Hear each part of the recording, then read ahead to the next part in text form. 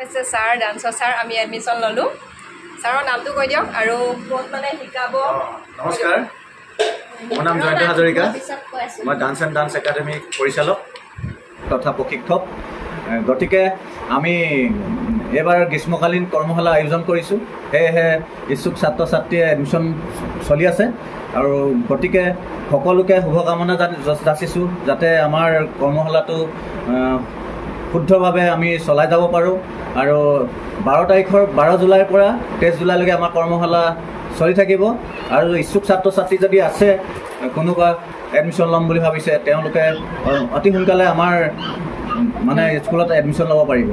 এতিয়া যে ইয়াৰ কৰ্মশালা আগতে হৈছে এডমিশ্যন আপোনাৰ কৰ্মশালা পিছত ল'লে মানে এডমিশ্যনৰ ফিজ কিমান হ'ব একে সমানে হ'বনে? নহয় এইটো হ'ব এইটো মানে আমাৰ মানে এডমিশ্যন ফিজটো আমাৰ 750 টকা হ'ব আৰু মানে টোটেল 1000 দিব লাগিব এক মাহৰ ফিজটো লগত দিব লাগিব। কৰ্মশালা পাছত কৰ্মশালা আগত হ'লে আমাৰ মাত্ৰ 300 টকাতে সেইটো এডমিশ্যনো হৈ যাব লগত।